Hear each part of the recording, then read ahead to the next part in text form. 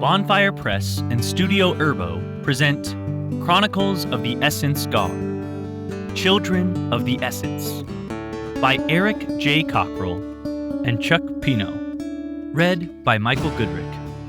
Chapter 2, Out of the Frying Pan, Into the Fire. In the small town known as Villa del Carmen in Formosa Province, Argentina, it was a busy market day. Most of the town had come out to buy, sell, or more often both, products to anyone that had come through the small town. Some of the luckier vendors were already speaking with people from the nearby capital city of Formosa, showing off their wares in hopes that they could sell crates upon crates and ensure that today was fruitful. To say that the marketplace was chaotic would be an understatement. To say that Celeste Freeman's entry made things much worse was also an understatement.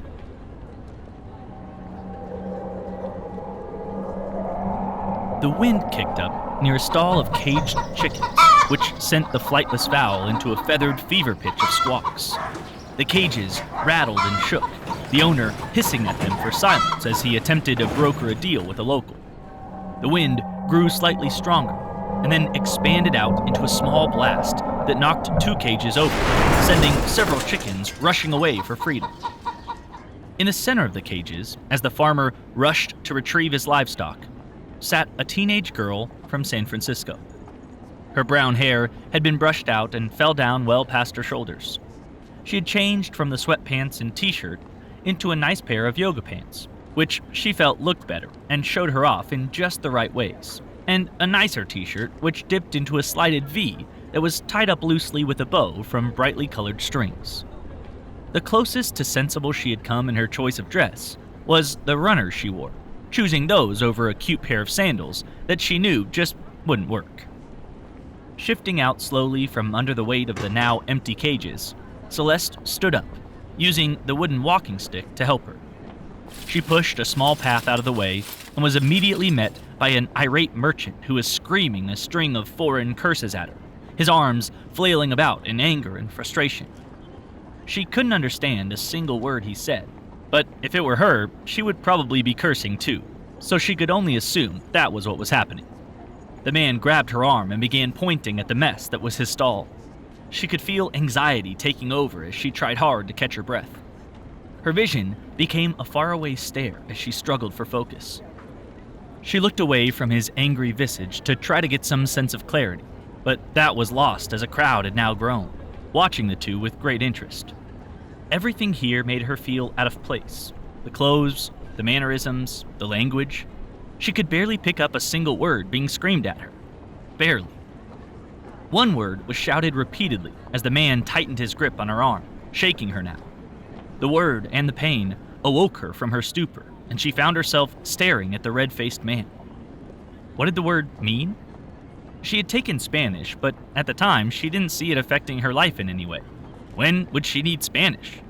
Right now. The word was dinero. She mumbled it to herself, which slowed the man as he began to look at her quizzically. Dinero, dinero, dinero. Sí, dinero. Tienes que pagar. The man was insistent, but she was still focused on the one word she was sure she could translate. Dinero. Money, she said aloud, excited. The locals looked at her strangely, unable to understand the word she had said. Why were they surprised? She was obviously American. Her clothes were so different from theirs, and if you just looked at her... That was when she looked down at herself, and then out into the crowd. Back home, there were a plethora of different races that lived together. But here, everyone was dark-skinned, but like herself. She could have easily been some silly girl from a nearby city who had wandered off and gotten herself into trouble. And now, here she was in a village full of Spanish-speaking people, one of whom she had troubled enough that he was demanding money from her. Money she simply did not have. The man had loosened his grip upon realizing that she didn't speak the language, and she didn't know what was going on. He was attempting to explain things to her, but it didn't matter. She hadn't learned near enough to make out what he was saying, and it all seemed to come down to the fact that he felt she owed him money. Money she simply didn't have. Her senses were coming back to her. Fine, she was a foreigner in a strange land, but she was also a young, independent woman with the power of technology on her side. She reached into her pockets, only to realize that her phone wasn't there. It had to have dropped out at some point. Had it fallen out in her fight with the chicken cages? Or had she dropped it before her trip? The man had now released his grip on her and stepped back, expecting her to pay up. She was running out of possibilities. She had no money. Google wasn't there to translate for her, and she was in a strange land where she only knew one person and was currently being accosted for the destruction of property and possibly the criminal equivalent of releasing chickens back into the wild. Celeste's time in the city had taught her much. Sometimes you would come across a situation that you just couldn't handle yourself. So, you had only one resource. Thrusting her hand further into her pocket, she clenched her fist around what she wanted the vendor to believe was a wad of money. She brought her hand out and beckoned it to him. He held his hands out with appreciation, ready for his payment. He wouldn't receive it. The young woman turned around and darted off further into the crowd, waving her grandfather's walking stick in front of her to scare off the locals. No one seemed interested in stopping her, though obviously the vendor attempted pursuit. Not knowing the village at all, the young woman almost immediately found herself completely lost. Though, to be fair, she never truly knew where she was in the first place. Her mind cried out for her to always aim for anywhere that seemed less populated, as the marketplace would most likely be the central hub, and keeping as far from there as possible should be your mission. At no point did anyone try to stop her, though they were all surprised by her presence and need to press past them. She soon found herself ducking into a small alley between a row of homes that she could only imagine would be similar to small apartments back home. It actually had her thinking of a tiny home that her cousin Tristan had talked to her about some years back. Supposedly, the apartments in New York City were tiny. She hoped to find out herself, but first she would need to find her way out of Argentina, if she had in fact ended up there, as she had attempted. Sitting in the cool shade of the alley, the girl slumped against a wall and cradled her face in her hands, letting the family heirloom that had brought her here fall to the ground next to her. How stupid am I? She asked herself in frustration. I stole a family treasure, teleported to a faraway foreign nation where no one nearby is likely to speak English. I brought no money, forgot my phone, the one thing I could use to get help or translate for the locals so I could find my way. And all for some guy I met on the internet that was interested in the same stupid crap I am? Celeste had always considered herself an intelligent woman. She did well at school, was on track to join her mother as a future Berkeley alum, and tended to make good choices. This entire debacle was not a good example of how she had led her life up to this point. Why did she do this?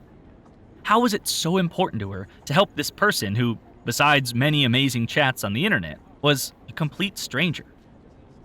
Allowing her hands to slip from her face for a moment, Celeste stared down at her mother's prized possession.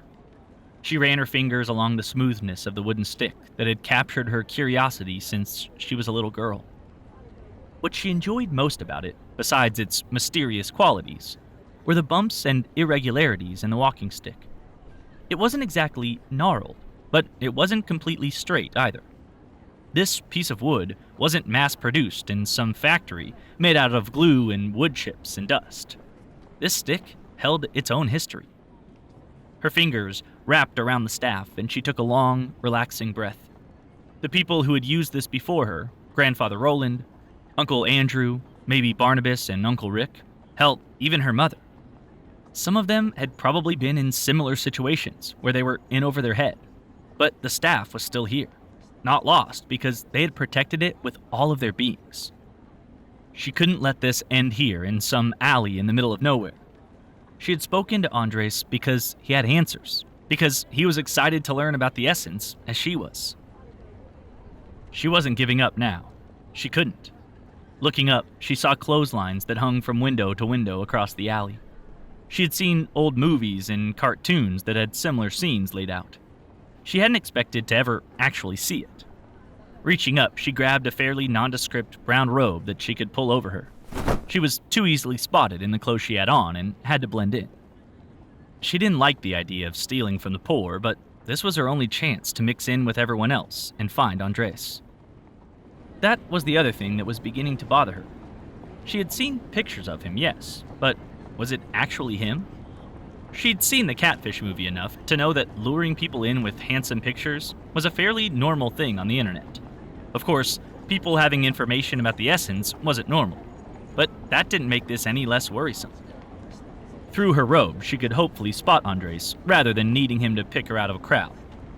After the commotion she had made in the market, walking around as herself didn't seem like a great idea. Being able to enjoy the town as a local was a completely different experience. There were many friendly nods, no one seemed to be turning from her in fear. She even received some verbal recognition via a friendly hola. The town, from what she could see, was a poor one. Most of the homes were connected, and many of them over the top of or behind shops. The clothing was all fairly simple, but there was something about this life that was so alien to her, and yet comfortable. No living up to other people's standards, looking a certain way to be accepted, or having to beg your mom for the newest shoes to be accepted. Celeste Edmund Freeman could almost feel herself maturing.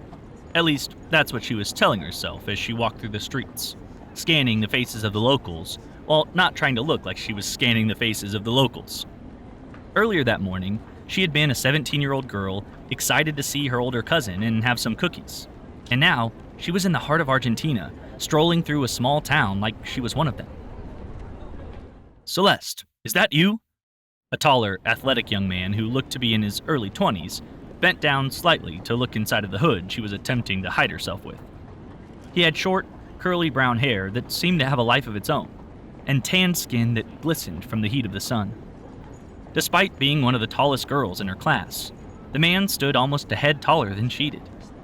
There was a shadow over his lips and under his chin that looked like a goatee ready to happen. It was Andres Suarez. Excited to see someone she knew, she forgot about the fact that this was the first time they had ever actually seen one another, and leaped forward and wrapped her arms around him in a huge hug. It wasn't until she found herself pressed against his chest, smelling the musk of his sweat, mixed with a hastily sprayed body spray, that she stepped back and looked away, sheepishly. "Sorry," she remarked without meeting eyes with him. "I was a little excited to see someone I knew." The young man shot her a crooked smile. "It's okay, mi amiga. A good hug doesn't hurt anyone. You just might want to be a little gentle right now." This was a weird thing to say, which forced her to take him in again, though this time with the rose-colored glasses of teenage crush removed. She immediately spotted darkness around his left eye and what looked to be a little bit of dried blood under his nose. She darted in to take a closer look, though he held her back. "You told me you needed help, but I guess I came too late," she said, worried and lamenting that she had taken the time to get dressed up and look nice for her new friend. He chuckled slightly and shook his head. No.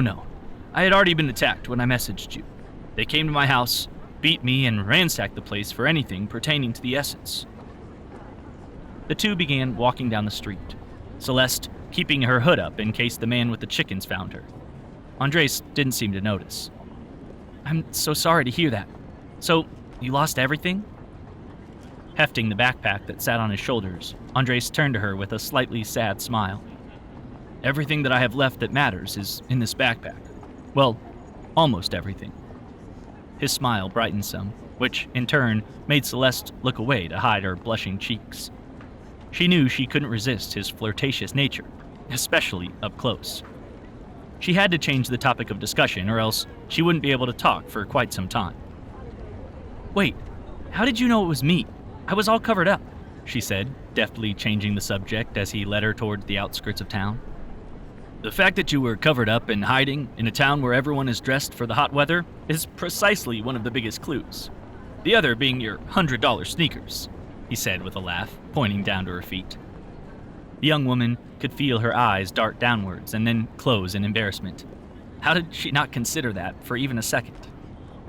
Andres stopped, looking down the long road and then back to Celeste. "This is the route to the place I was talking about. I brought along some snacks and survival gear. Is there anything else you need before we continue?" Celeste lifted the walking stick and shrugged. "I didn't bring much else besides this. I guess I was too excited to come and help," she admitted sheepishly. Andres eyed the wooden staff with great interest. He took it all in silently for a while as they walked. the road twisting and slowly being overtaken on either side by jungle. The sights and sounds of the village were being left behind when he spoke up. "Do you think I could hold it?" he inquired, his curiosity getting the better of him. Without consideration, Celeste turned, smiled, and handed him her grandfather's wooden walking stick. He took it gladly, holding it horizontally in both hands, staring down at it as they walked. She enjoyed watching him stare at it reverently, taking in all of the details as she had. That walking stick had seen times and places they probably never would, and it boggled the mind to consider it. Andres was thinking similar thoughts when he asked, "So, this is how you got here? You just imagined, and you were here?" She grinned knowingly. "Something like that, though I'm sure there's supposed to be more to it. Had I known exactly how to use it properly, I probably wouldn't have ended up in the middle of the market and created such a disturbance." He barely considered her words as they embarked down a long path that took them deeper into the jungle. He passed the stick back to her after a moment of examining the stone on the very top of the staff. The two continued with some small talk through their journey, though Andres often came back to ask more about the stick. He found that more often than not, his questions were answered by a blank look or a shrug of Celeste's shoulders. There was simply too much she didn't know about the heirloom. Her mother had spoken about it some and had told her of the essence, but answers as to how things worked rarely came up. She wished she could answer the questions and apologized for her lack of knowledge, but Andres seemed not to be bothered by it. "Hopefully the answers your mother and my abuela refused to give us will come when we find ourselves at the temple." His determination excited Celeste, as she kept a perfect stride with his longer legs, glad she had worn comfortable shoes for such a long hike. "I would love that. My family keeps so much of this a secret. How old do I have to be before they start treating me like I'm actually a productive member of the family who can be trusted with the secrets like everyone else?" she asked in annoyance. Andres stopped and took her chin in his hand, looking directly into her eyes. She was lost in his gaze, and he smiled down on her. "They're fools for not seeing you for the woman you are, my friend. Together, we will learn more about the essence and our shared heritage than they will ever know." "Shared heritage?" she asked, slightly worried that they were somehow related. He released her and chuckled. "We were both born into families that worked with the essence. That links us in ways that go beyond blood. This is magic, unlike anything anyone would believe ever existed." She was awed by his words as they continued to walk. The quest, the man she had undertaken it with, the beauty of the jungles of a foreign land, it was all so intoxicating and exotic. She was finding herself lost in it all and reeling from the thoughts. It was quite some time before Andres held back a hand to stop her and put a finger to his lips. She eyed him in confusion, but he ignored the look and pushed aside some branches slowly. As the foliage moved aside, she found her mouth gaping open slowly. About 30 or 40 feet away from the inside of a clearing, she could now see a stone building with what looked like an Incan god staring down at them. The morning had started with her sitting in boredom in her home in San Francisco, and now here she was in the deep jungles of Argentina, staring up at an ancient stone temple like Lara Croft or Indiana Jones. Andres slowly crept forward down what looked to be a cobblestone walkway to a large, open entrance. Celeste found herself watching, frozen from the bushes, excitement paralyzing her. That paralysis was only strengthened when Andres stepped upon a stone, creating an audible click that was very soon followed by a jet of flame that erupted from the mouth of the stone statue, directly towards the only friend she had within several thousand miles.